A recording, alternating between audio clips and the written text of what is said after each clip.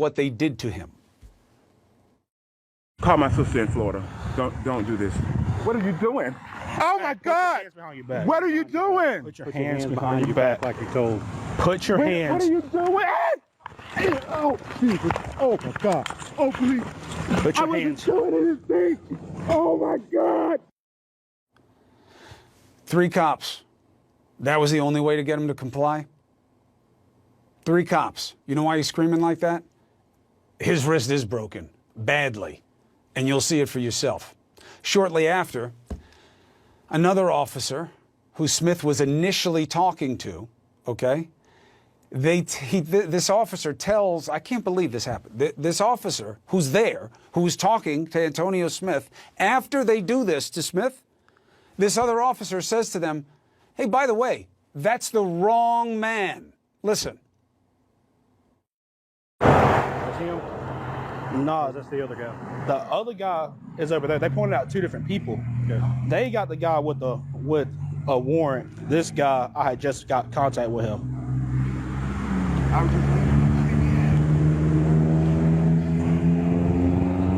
thought it was the one with a warrant. No, that's why I was trying to. No, because there's 2 different people. That's why I was trying to figure out if I had missed something. He told him to put his hands behind his back. Why didn't you tell me something? I thought he was the one with the warrant. Look, whether he was the one with the warrant or he wasn't, they've got to be able to do their job better than this. We are better than this. The police chief admits there was some miscommunication during radio traffic. Yeah, no kidding. Arnelo Smith joins us now for an exclusive interview. He's joined by his attorney, Nathaniel Hoggebrook. Counselor, thank you very much for being with us. Antonio, we were talking a little bit about what you're dealing with before the interview.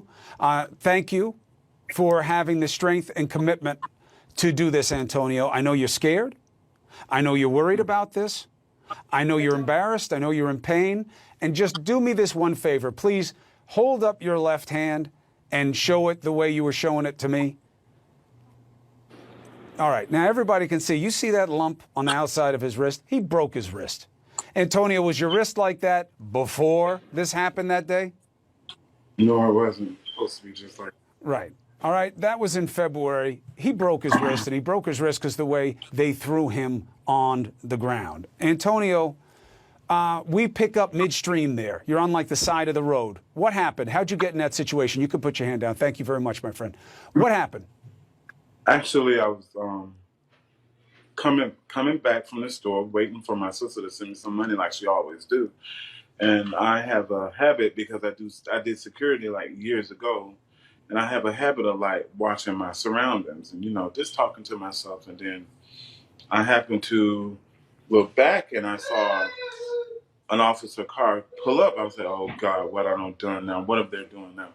So, I just stood there, and the one that came out, which was a black fellow, a black officer, came up, and he was kind of like jittery, like jumpy, like, okay, where's the rest of them? But okay, so I say, what's going on? I say, I haven't done anything. You can watch, go back and watch the camera, because I had already picked what was going on, because they was watching me.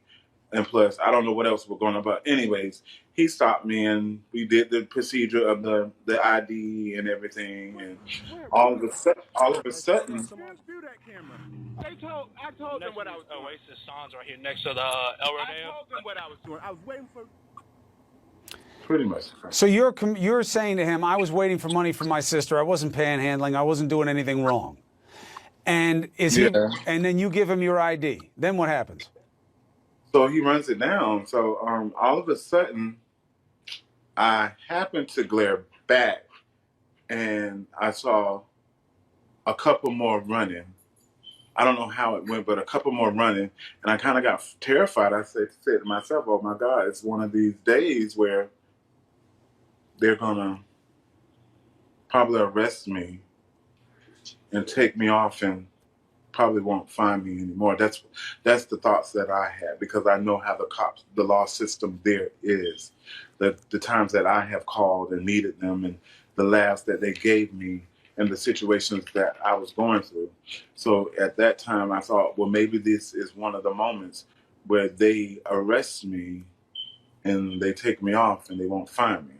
That's the moment that I portrayed at that time. But So right or wrong, you were scared of what was going to happen. I was scared, yeah. And when they told you, put your hands behind your back, we all know when the officers tell you something, you're supposed to do it. Yeah. You didn't do it because?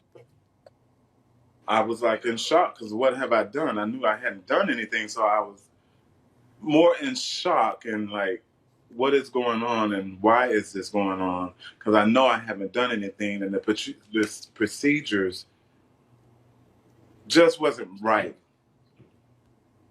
If you get me, the procedures wasn't right and everything wasn't just like what it's supposed to be because I know I hadn't done anything. Yes. The way, in reading your account of this, it seems to me, tell me if I'm wrong, please. Don't worry about it being on TV. We want to get things straight. That you seemed like the farther down the road this went, the worse it was going to get for you. And that's why you were a little resistant to comply in the beginning because you felt once you did that, it was only going to get worse. Is that true? Yeah, I kind of felt like it was going to get worse. Well, I thought I was going to get pinned for something that I didn't do. It was one of those moments where, okay, something's going down that I'm going to get stuck with that I hadn't even done. Right. So it's pretty much what you're saying. And then the officer comes up and says, hey, by the way, it's the other guy who's got the felony warrant. And the cop, I was like, oh. And the cop is like, oh, boy, oh, I thought it was him. Jeez. Yeah. Then how did they change toward you after that?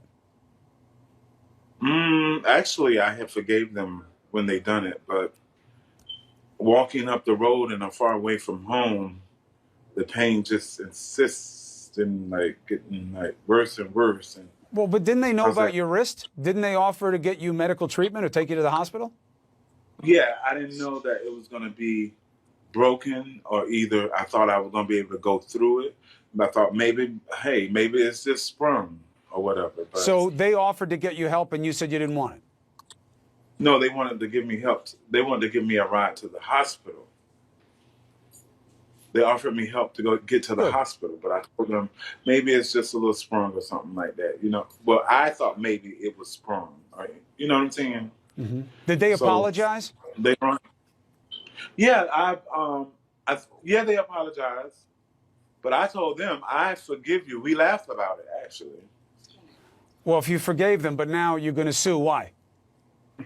Let your lawyer answer that. I'll let my lawyer answer that. Go ahead. Counselor, obviously forgiveness and getting legal remedies can go hand in hand. I don't mean to suggest otherwise. But what is your legal take on the situation from your client's perspective?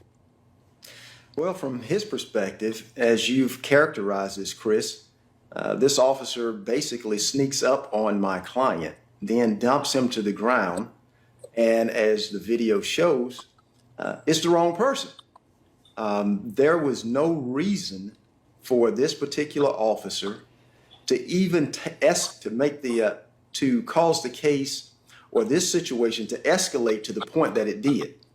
The first officer, as the video shows, is having a pretty normal conversation with Mr. Smith. Mr. Smith complied with all of his directives, provided his ID, denied the situation of being the suspicious person, and all of a sudden you have another officer who comes on the scene and just takes over. He doesn't identify himself as an officer, doesn't say, hey, what's going on? Is this the person with the felony warrants? And let me correct that part, because there were no felony warrants against anyone. The other gentleman had misdemeanor warrants for shoplifting, understood, as well as traffic offenses. Understood. Whatever it was, it didn't belong on the record of your client, Arnelo Smith. Counselor, I get it. I get it. I understand. I wanted everybody else to understand it as well. Antonio, I know you forgive them, but I also know that you are still very much haunted by what happened. We will stay on the story, and I appreciate you having the bravery to come forward and talk to us.